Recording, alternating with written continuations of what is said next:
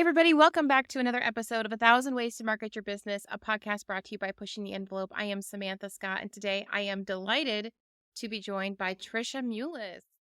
Hi, everybody. I'm Tricia Mullis, and I'm PPE's engagement strategist. So she's underselling herself. She's a lot more than that, but she's the perfect person to talk about our topic today, which is the do's and don'ts of content planning. So if you're not familiar with that, we're going to dive into all the different aspects of it, the good, the bad, the ugly, and why you need this for successful marketing. So Tricia, kick us off. Absolutely. So, a lot of businesses either overplan and lose flexibility, or they underplan and they kind of end up scrambling. So, content calendar should really be kind of structured around what your target audience is looking for, but allow room for those trends and timely topics and adjustments. Absolutely. Don't want to be too rigid. We plan our content ideally 2 months in advance. But if it's February now and I'm thinking about April, May, a lot can change from world events, trends, all kinds of different things can happen in the meantime. And it's so important to make sure that you remain flexible, to your point, so that your business can take advantage of those things, but also capture moments as they happen and plan for them. And I'm sure you're going to dive into more of that, but absolutely couldn't agree more. So it's really more than just a plan, it's a strategy, right? Like, maybe you can kind of enlighten our listeners and viewers on why this is an important element. It's not just pumping out content to have it in the queue, but there has to be a strategy behind it. 100%. And that's kind of why we take that 2 months in advance approach to really keep that solid strategy. But to the point of flexibility, we're able to have fun with the trends or adjust if needed based on the economy, timely things, that may impact restaurants or retail, whatever the business might be. And really, it balances out the evergreen versus that timely content. So I like to think about content calendars as kind of meal planning for the week. You have to have that structure so you have all your ingredients that you need for your favorite meals when you go grocery shopping. But you leave that little bit of flexibility for when you're just craving that pizza and you want to order in delivery. Right, exactly. I love that. I think that's perfect. Like, you have to have all the right ingredients. Make sure you've got it on hand. But, if a craving pops up, we can be flexible. Exactly. And that's where we get into, that evergreen content is, what does your business do? Highlight your services, customer testimonials, educational posts, what your target audience is really interested in. And then all those timely things are things that we kind of talk about with holidays, trends, news, or industry shifts, those kinds of things that you can't really plan ahead for, but you have that flexibility and availability in your calendar to add those in when you need to. Yeah, the whole point of this is making sure it's strategic. So you use the term evergreen, which we use to say like content that could be essentially shared anytime. It's not tied to a specific time of the year. It's important. What problems can you solve? What are the solutions that you offer your audience? And then it also helps you prevent those kind of knee-jerk or last-minute situations where it's like, oh no, I don't have anything to publish this week, or I have to write a bunch of content, because in those situations, you end up with lesser quality, lower quality content. We really want to make sure that the content is consistently high quality, well thought out, supportive of the brand and the strategy overall, because organic social media is only one piece of the puzzle, or as we like to say, it's only one tool in the toolkit. So making sure that it's aligned with what you're doing from a marketing and positioning perspective overall. Absolutely. So let's talk about some of the do's and don'ts. We talked about kind of the theory of content planning and why this is important. So, of course, plan ahead and stay flexible. I think we've talked about that and people understand why that's so important, but also balancing trends and the evergreen content, making sure that we're using data. This is my favorite. It's where my heart is, using data to guide your decisions. So your audience will tell you just about everything you need to know, what they're interested in, how they want to get that content, what channel, what type, what day of the week, what time of day. So this is super important. Paige on our team is our data nerd. We love her and she goes over all the reports, but it's important for people like Tricia who are writing content, because you're looking at that and saying, okay, this type of content or this particular campaign, this messaging performed really, really well, whereas this didn't. So let's do more of this and less of that. We can talk about that as one of the key do's. Definitely looking at metrics. And, like you said, your audience is going to tell you every single thing you need to know. You just have to know where to find it and listen. And that's from posting times, when they're active on social media. Not every industry is going to be the same. So you have to really know what your audience is where they're at, what they're doing. And, same thing for topics. We actually track all the topics that we post about for our clients. And when Paige, gotta love her, our data guru, she tells us everything we need to know about, how much we're posting about a certain topic and if it's actually getting the engagement we anticipated. And if not, we can kind of adjust our strategy based on those metrics.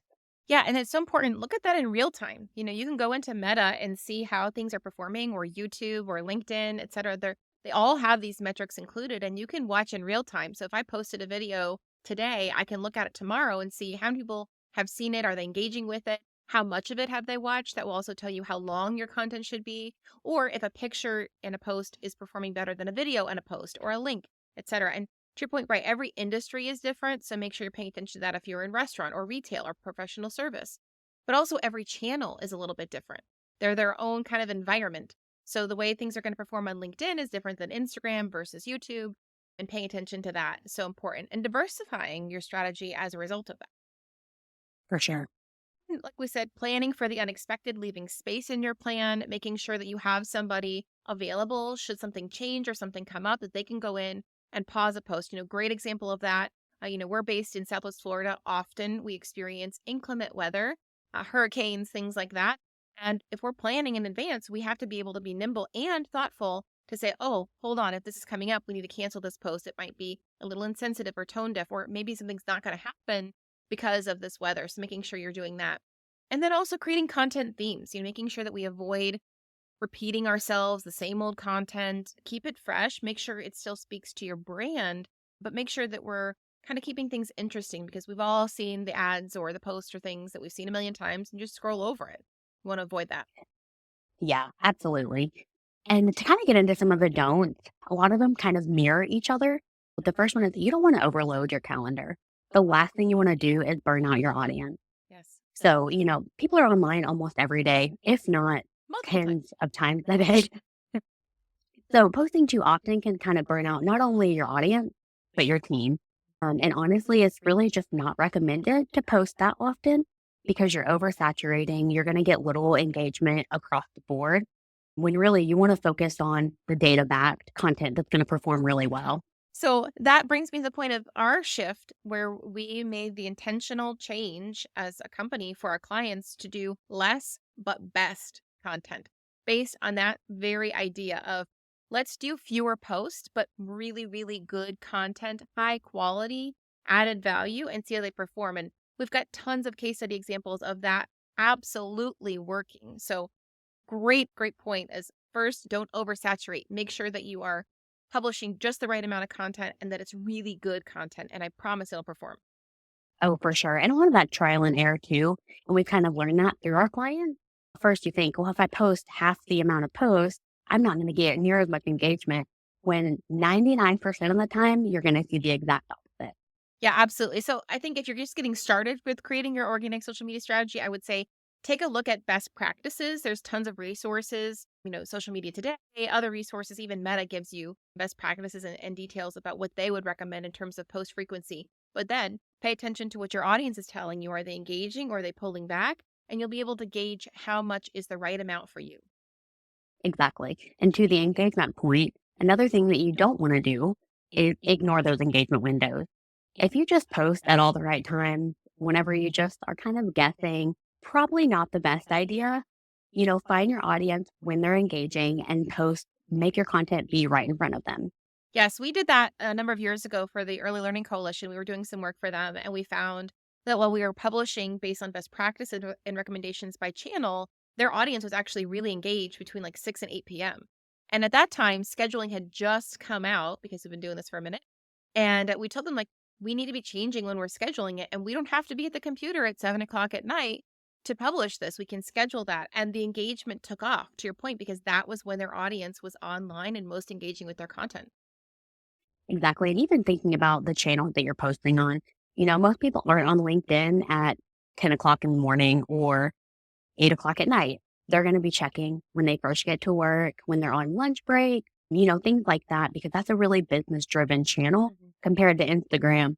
I'm doom scrolling at 9 p.m. So really finding that time based on your audience and the channel. Yeah. And another thing with that is you don't want to just follow these trends blindly because not every trend is a fit for your brand. Yes, exactly. Ice bucket challenge. Or what was that one where you did the freeze mode? There's all kinds of trends and things. I mean, and I'm kind of reaching back a little bit in the archives there, but you're Yeah. absolutely right. If you're a professional service firm, that might not be the best look for you.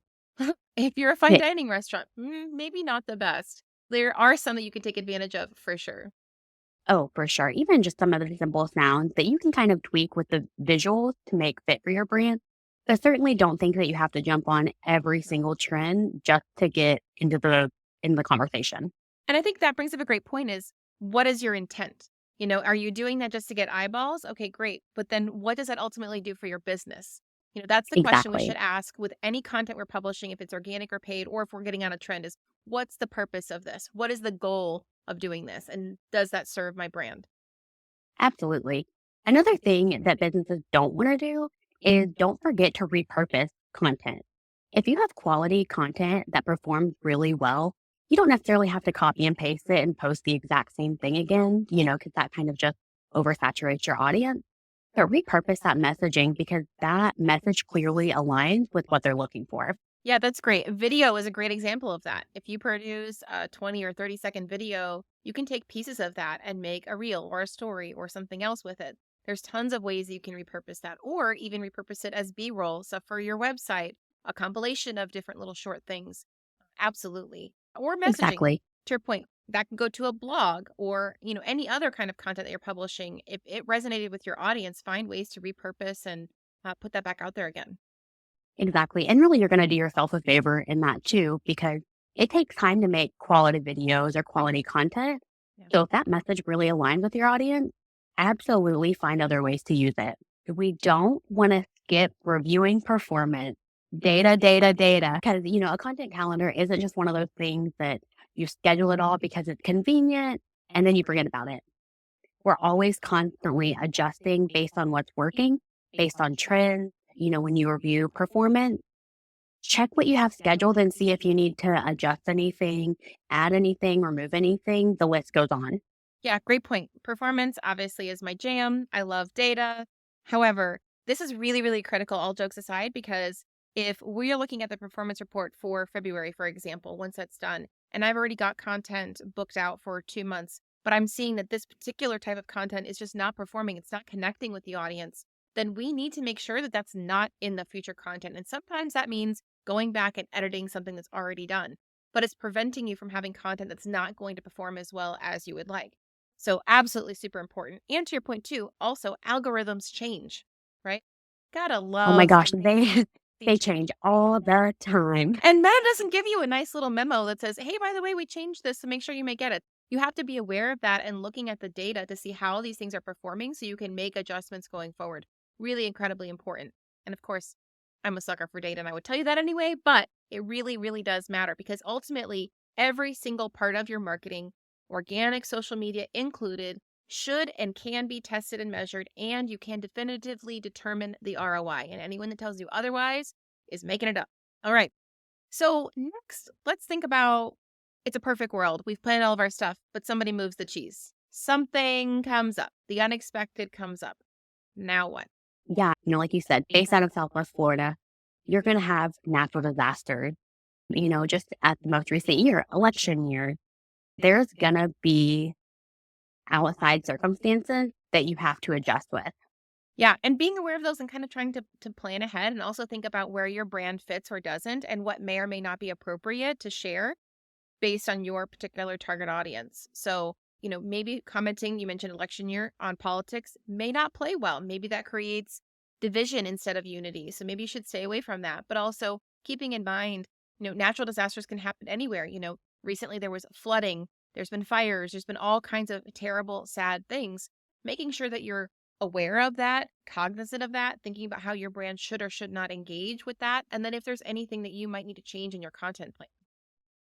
Exactly. I mean, we've had our fair share of hurricanes and, of course, just an election year. And, I think it's important that even if your brand or your business might not be directly impacted, the people in your audience are. Right. So they're not going to be looking on your Facebook page for the newest menu item if you're a restaurant or, the list goes on. They're worried about themselves at that point, rightfully so. So I think the biggest thing is, you know, it's okay to pause content and just let it lie.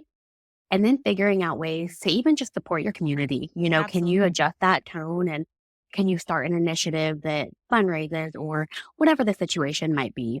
And even taking a shift from organic content. If you're running paid ads, you're wasting money if you're advertising through that because people aren't looking for that. So you're just throwing your dollars away. Yep. Your content plan should include paid and organic and be nimble. I think we've emphasized that quite a bit. I mean, another great example of that is when TikTok went down and then people were scrambling because if they had all of their emphasis on that one particular channel and all of a sudden it's gone, well, then what do they do? So making sure that your content plan also includes diversity in terms of the channels that you're using.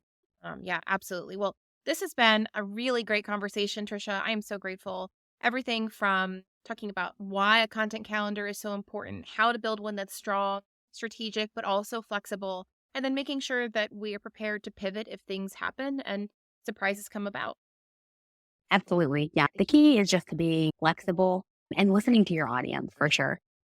Thank you so much. Thank you for listening, for tuning in, for watching. If you have questions about content calendars, suggestions, tools that you use, we'd love to hear about it. Make sure you comment and tune into the next episode of A Thousand Ways to Market Your Business.